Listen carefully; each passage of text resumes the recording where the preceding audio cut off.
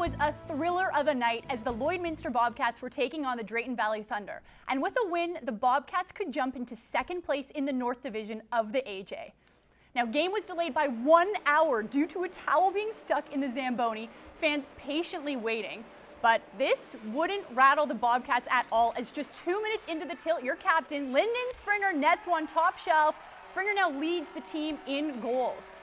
In the third period, Cats get a 2-on-1, but Devin Green comes up big and loses his stick in the process. That would be one of his 23 saves as he stays on his feet, and he makes another big save as Joseph Leonidas tries to find the mesh. However, Cats get a misconduct penalty in the process, but manage to kill it.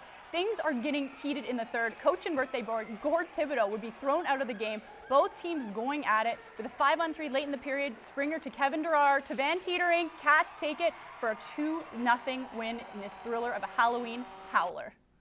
Bobcats are now on a 4-game win streak and have won 9 of their last 11 games. They also climbed to a season high of second place in the North Division behind Spruce Grove. Now let's see what coach and some of the festive players had to say about the contest.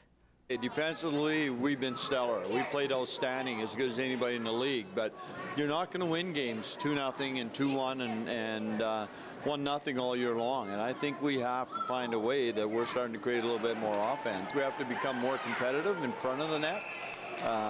There's no doubt about it. Get into those areas that are hard to play in and find a way to find loose pucks and start to bury them.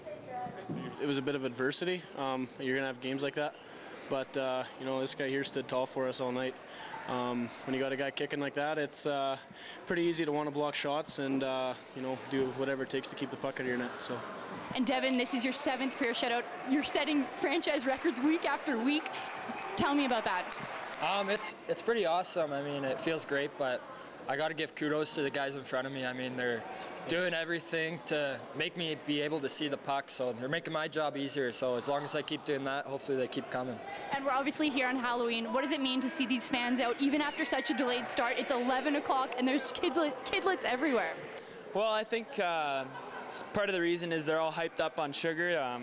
Most of them are past their bedtime, but you know, they got the sugar rush going, and I don't know, we got the best fans in the league, and it's nice to see them come out and support us. Those are some great costumes. The Bobcats are back at it tonight in just over an hour in Bonnyville facing the Pontiacs. Now over to the courts. We're already into week 3 of the ACAC basketball season, and today the Lakeland women were trying to keep their perfect start to the season going as they faced the Grand Prairie Wolves. The women also had a dominant start to the game, leading by 30 points at one point, and with today's win over Grand Prairie, they improved to 6-0. A major key to the wrestlers' success has been the ability for everyone to make a positive contribution. We have a deep bench, so if one person doesn't have a good game, another person will step up, and that's been our key. Second-year transfer from Windsor, Amber Irvine, didn't have the most stellar of nights yesterday, but dug deep to earn player of the game in today's victory. And the team said, if I don't have a good game, yesterday was a rough game, today I just wanted to turn around leadership, good body language on the court, get everyone else going, get them hyped, because if one of us gets going, then everyone feeds off everyone's energy. The Lloydminster Mustangs of the Bantam Wheatland Football League were in Cold Lake today trying to defend their championship title from last year. Now, the Border City squad, which was returning 16 players from last year's team, fell short to the Royals by a score of 12-6, very low score for a football game, and Lloydminster had 24 flags to Cold Lake's 2. Coach Darren Posey was proud of his squad's effort and said it was their best performance to date. The only regular season loss the Mustangs suffered to this point was against Cold Lake, and they take the new championship title. The annual Whitney Field Junior Curling Classic is underway this weekend at the Lloydminster Golf and Curling Club. The tournament is already in its 10th year and registration was at capacity in August. The Classic has boasted some big names in the past. And this year, World Junior Champion Kelsey Rock is competing.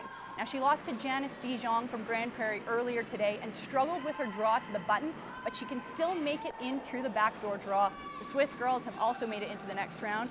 First game is at 9 a.m. tomorrow, and the finals for the men and women are scheduled for 3.